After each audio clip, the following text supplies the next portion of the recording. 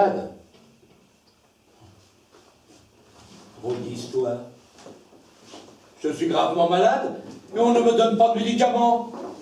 Que voulez-vous qu'on vous donne? Du bicarbonate? Du valérianate? De la quinine?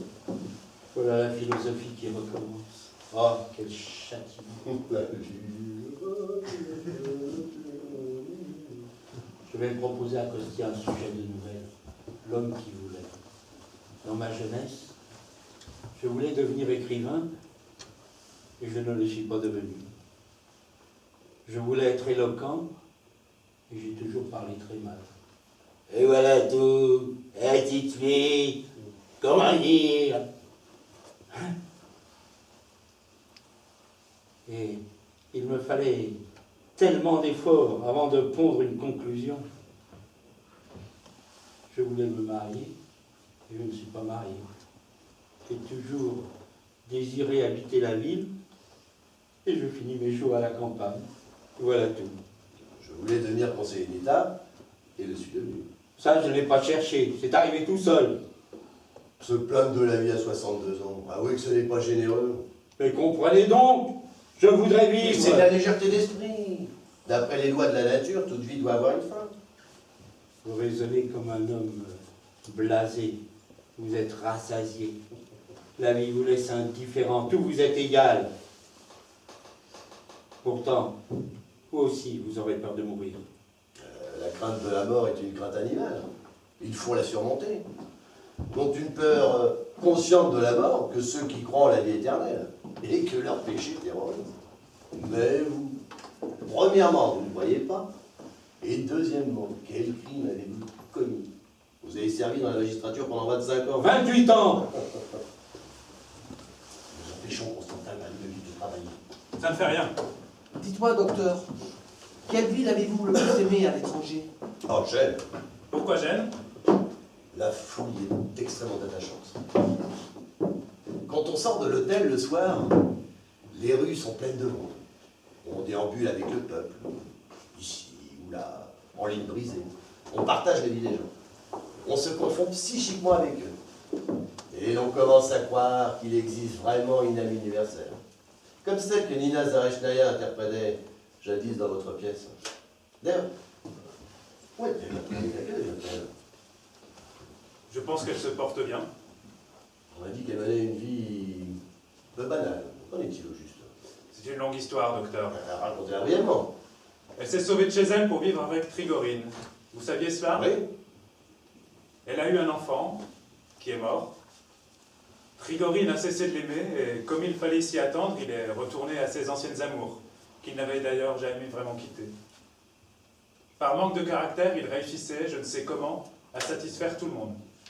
Autant que je sache, la vie privée de Nina est un échec. Et le théâtre? Pire encore, je crois. Elle a débuté dans un théâtre d'été, près de Moscou, puis elle est partie en province. Je ne la perdais pas de vue, et pendant un certain temps, j'allais partout où elle allait. Elle s'attaquait toujours à des rôles importants, mais elle jouait brutalement, sans goût. Elle hurlait, elle gesticulait. Il lui arrivait de pousser un cri et de mourir avec talent, mais ce n'était que de rares instants. Elle a donc tout de même du talent. C'est difficile à dire. Elle en a probablement. Quand je voulais la voir à l'hôtel, elle refusait de me recevoir. Le domestique me défendait d'entrer dans sa chambre. Je comprenais. Je n'insistais pas. Que vous dire encore? Plus tard, quand je suis rentré à la maison, elle m'a écrit des lettres fines, amicales, intéressantes. Elle ne se plaignait pas, mais je la sentais profondément malheureuse. Chaque ligne décelait des nerfs malades, tendus, l'imagination un peu déroutée. Elle signait la mouette. Dans l'Ondine de Pouchkine, le meunier affirme qu'il est un corbeau. Dans ses lettres, elle disait qu'elle était une mouette. Et maintenant, elle est ici. Comment? Ici? En ville, dans une auberge, depuis 5 jours. J'ai essayé de la voir. Maria Ilyitchna y est allée, mais elle ne reçoit personne. Semyon Semyonovitch assure l'avoir vue hier, après le dîner, à 2 verstes d'ici, dans un champ. Oui, je l'ai vue. Elle allait dans notre direction, vers la ville. Je l'ai saluée. Je lui ai demandé pourquoi elle ne venait pas nous voir. Elle a dit qu'elle viendrait. Ben, elle ne viendra pas. Son père et sa belle-mère ne veulent plus en entendre parler. Ils ont posté des gardiens partout autour de leur propriété. Comme il est facile, docteur, d'être philosophe sur le papier, et comme c'est difficile dans la vie. C'était une jeune femme charmante. Comment? Je dis, c'était une jeune fille charmante. Et le conseiller d'État Sorine en a même été amoureux. Pendant quelque temps. Dieu la velasse. Ah, les nôtres viennent de la gare. J'entends maman.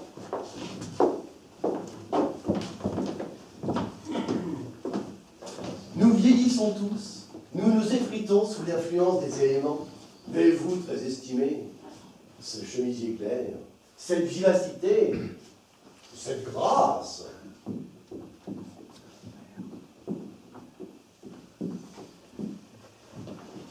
Vous allez encore me jeter un mauvais sort. Homme insupportable. Bonjour, Piotr Nikolaevitch. Encore souffrant? Ce n'est pas bien. Maria Ilinichna, Vous m'avez reconnu mariée, depuis longtemps. heureuse. Irina Nikolaevna m'a dit que vous avez oublié le passé, que vous ne m'en vouliez plus. Boris Alexevitch a amené la revue où a paru ton dernier compte. Merci, vous êtes bien aimable. À Pétersbourg et à Moscou, on s'intéresse beaucoup à vous. On me pose des questions à votre sujet. Comment est-il? Quel âge a-t-il? Est-il brun ou blond? On pense, je ne sais pourquoi, que vous n'êtes plus trop jeune. Et comme vous avez pris un pseudonyme, personne ne vous connaît sous votre vrai nom. Vous êtes mystérieux comme le masque de fer. Vous êtes là pour un certain temps? Non, je pense partir demain pour Moscou. J'ai hâte de terminer un récit et j'ai promis de donner quelque chose pour un recueil. Bref, c'est toujours la même histoire. La nature m'a plutôt mal accueilli. Quel vent! Demain matin, si la tempête se calme, j'irai pêcher dans le lac. J'en profiterai pour revoir le jardin et cet endroit, vous vous souvenez, où on a joué votre théâtre. J'ai un sujet tout près. Il me suffira de raviver le souvenir des deux. Allez, allez, venez mes amis, allez, venez. Adieu. Je n'aurais dérangé personne, mais c'est à cause du petit. Adieu. Allez, allez, venez mes amis. Dépêchons-nous, on va bientôt nous appeler pour dîner. Ne perdons pas le temps. Ici, lorsqu'arrivent les longues soirées d'automne, on joue au loto. Regardez, c'est un jeu ancien. Nos mères jouaient avec nous à ça quand on était petits. Bon, c'est un jeu ennuyeux, mais à la longue, on s'y fait. Voulez-vous faire une partie avant le dîner? Il a lu son récit, mais il n'a même pas coupé les pages du mien. Et toi, Kostya? Je n'ai pas envie de jouer, je vais faire un tour. La mise est de 10 kopecks. Misez pour moi, docteur. À vos ordres. Tout le monde a misé? Oui. Je commence. 22. Ah, ici. 8. 81. 10. Oh, quel accueil j'ai reçu à Kharkov, mes amis. Ah, la tête m'en tourne encore. 34. Oh, les étudiants m'ont fait une ovation. 3 corbeilles de fleurs, 2 couronnes. Oh, et puis ça. Ah oui, c'est un objet. 50. 50 tourons? Écoutez, j'avais une robe éblouissante.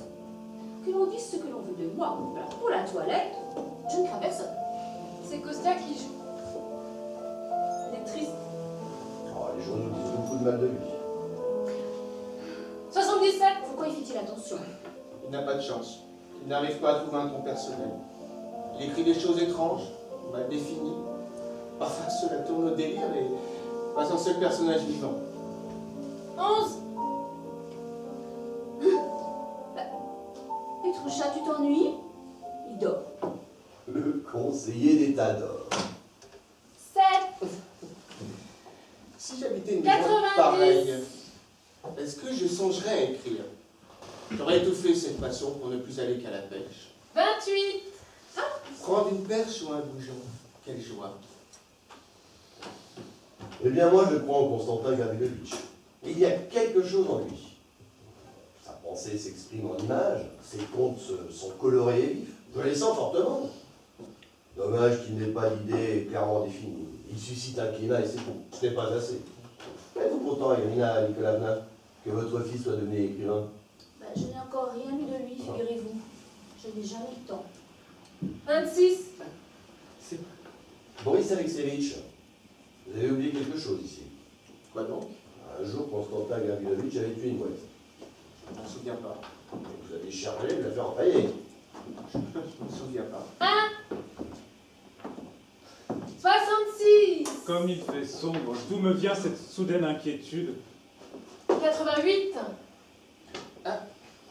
J'ai gagné mes amis. Ah, bravo, bravo. Cet homme a toujours et en tout de la chance. Bon, bah maintenant, on va aller manger un morceau. On reprendra après. Notre célébrité n'a pas encore déjeuné aujourd'hui.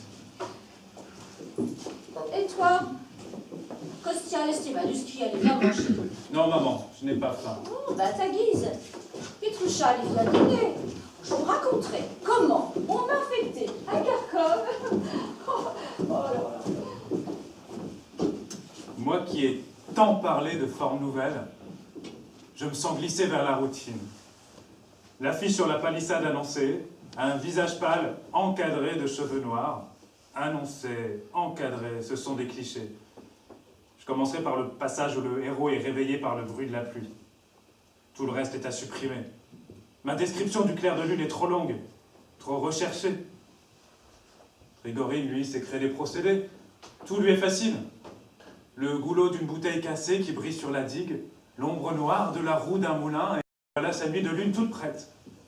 Chez moi, il y a la lumière frissonnante, le doux scintillement des étoiles, les sons lointains d'un piano qui expire dans l'air calme et parfumé. Quelle torture!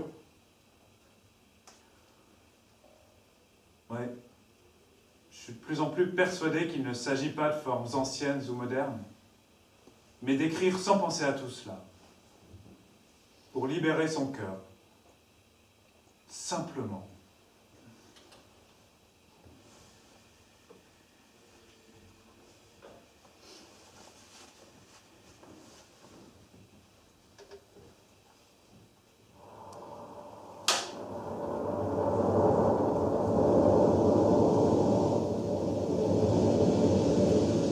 Qu'est-ce que c'est?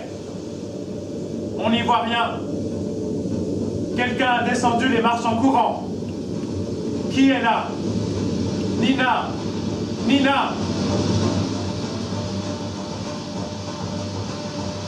Nina!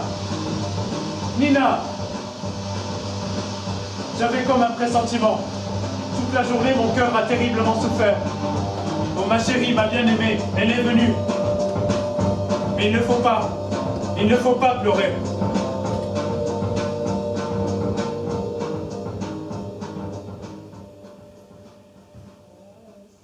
Il y a quelqu'un ici. Personne, Fermez les portes, on pourrait entrer. personne ne viendra. Je sais que votre mère est ici. Fermez les portes à clé. Celle-ci n'a pas de serrure, je vais mettre un fauteuil devant. N'ayez pas peur, personne ne viendra. Laissez-moi vous regarder.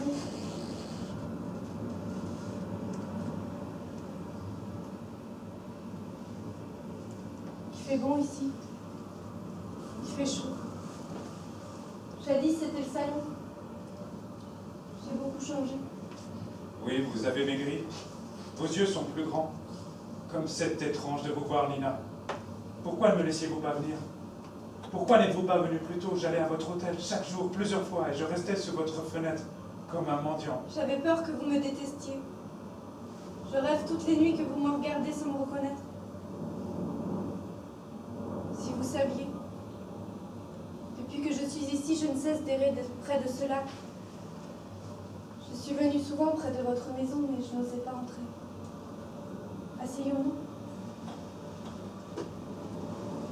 Asseyons-nous.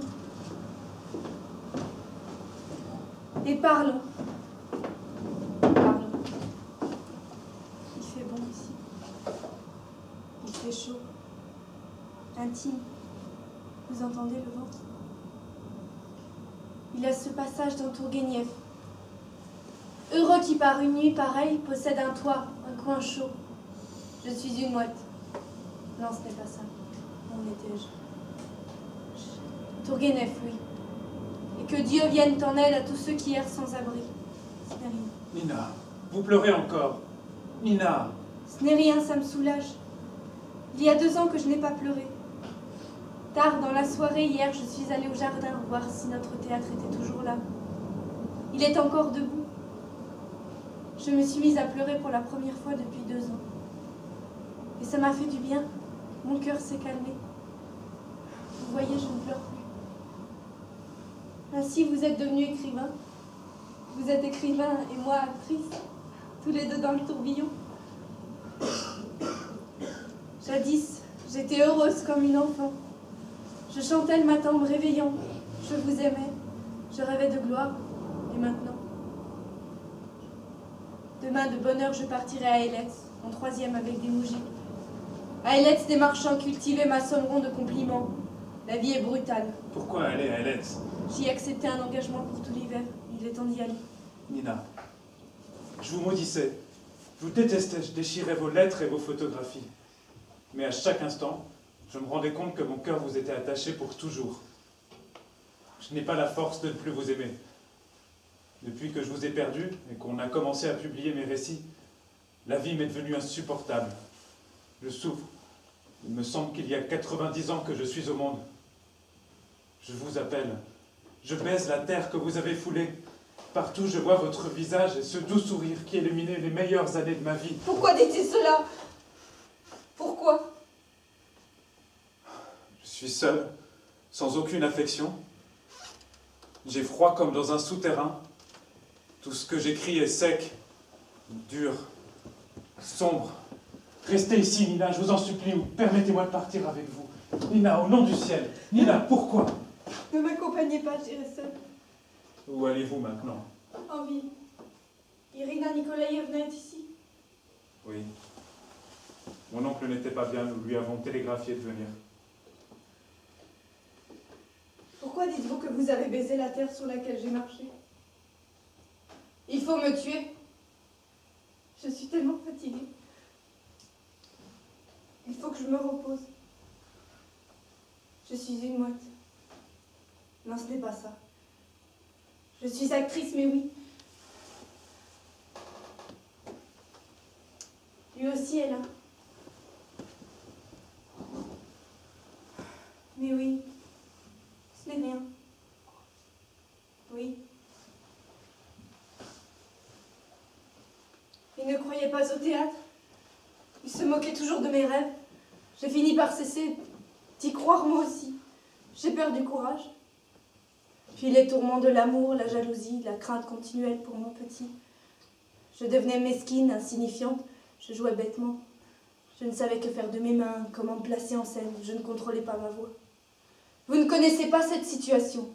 Savoir qu'on joue abominablement. Je suis une mouette. Non, ce n'est pas ça. Vous souvenez-vous d'avoir tué une mouette? Un homme qui passait là par hasard l'aperçut. Par désœuvrement, il la perdit. Non, ce n'est pas ça. Où en étais-je? Je parlais du théâtre. Aujourd'hui, je ne suis plus la même. Je suis devenue une véritable actrice. En scène, je suis grisée, je me sens merveilleuse. Je joue avec délice, avec ravissement. Depuis que je suis ici, je marche beaucoup. Je marche et je pense intensément et je sens croître les forces de mon âme. Je sais maintenant, je comprends, Kostia, que dans notre métier, artiste ou écrivain, l'essentiel n'est ni la gloire ni l'éclat, tout ce dont je rêvais. Non. L'essentiel, c'est de savoir endurer. Apprends à porter ta croix et garde la croyance. J'ai la foi, je souffre moins, et quand je pense à ma vocation, la vie ne me fait plus peur. Vous savez où vous allez? Vous avez trouvé votre voie, mais moi je flotte encore dans un chaos de rêves et d'images. Et je ne sais pour qui ni pourquoi j'écris. Je n'ai pas la foi et je ne sais pas quelle est ma vocation. Adieu. Il est temps d'y aller. Quand je serai une véritable actrice, venez me voir, c'est promis. Et maintenant, il est tard. Je peux à peine me tenir debout. Je suis épuisée, j'ai faim. Restez, je vous apporterai à dîner. Ne m'accompagnez pas. Les chevaux m'attendent au portillon.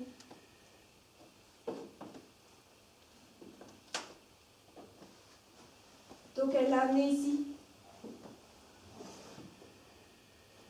Eh bien, tant pis. Quand vous verrez Trigorine, ne lui dites rien. Je l'aime. Je l'aime plus que jamais. Je l'aime passionnément, je l'aime désespérément.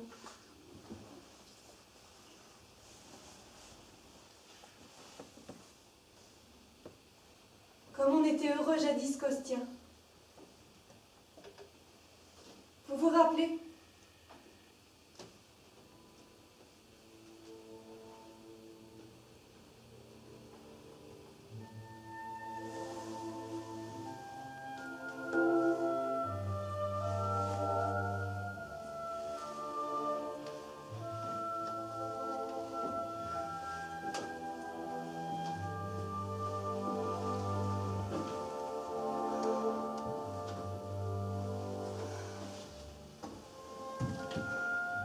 Quelle vie claire, chaude, joyeuse, pure, et quels sentiments!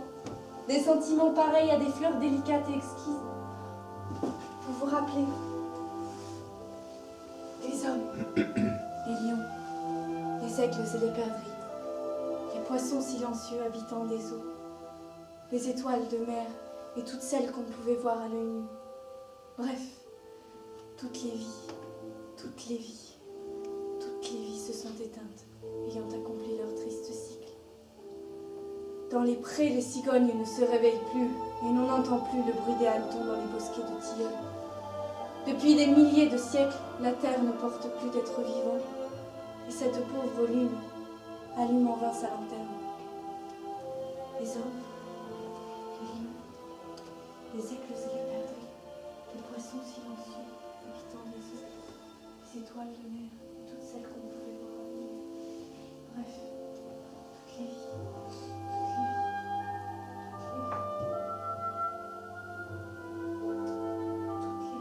se sont éteintes, ayant accompli leur triste cycle. Depuis des milliers de siècles, la terre ne porte plus d'êtres vivants. Cette pauvre lune allume en vain sa lanterne. Dans les prés, les cigognes ne se réveillent plus à leur sang de feu.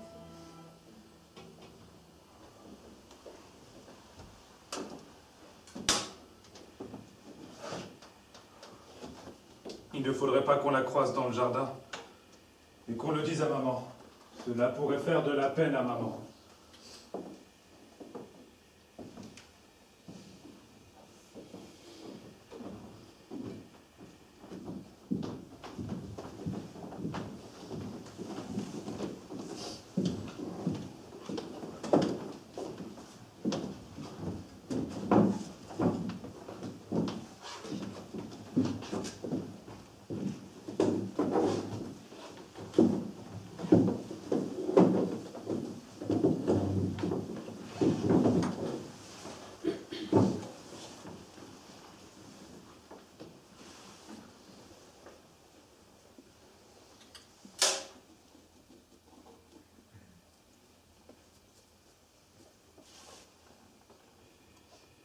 Pendant 2 minutes, en silence, il déchire tous ses manuscrits et les jette sous la table, puis sort.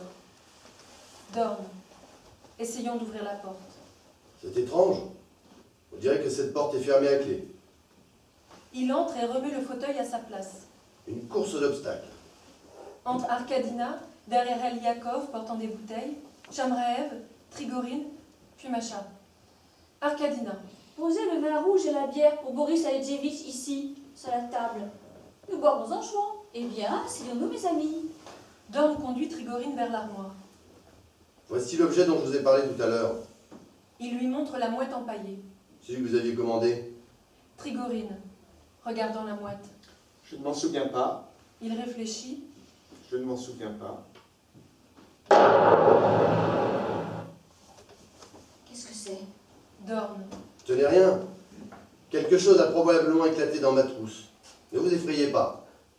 Il sort et revient quelques instants après. C'est bien ça. Un flacon d'éther a éclaté. Il chantonne. Devant toi, charmé à nouveau. Arkadina, s'asseyant à la table. Ouf, j'ai eu peur. Cela m'a rappelé. Elle se couvre le visage. J'ai vu trouble. Dorn, feuilletant une revue. À Trigorine. On a publié dans cette revue, il y a un mois, un article, une lettre d'Amérique. Et je voudrais vous demander à ce propos Il prend Trigorine par la taille et l'entraîne vers la rampe, Car cette question m'intéresse vivement. en baissant la voix. Emmenez Irina Nikolavna où vous voudrez. Constantin Gravilovitch vient de se tuer.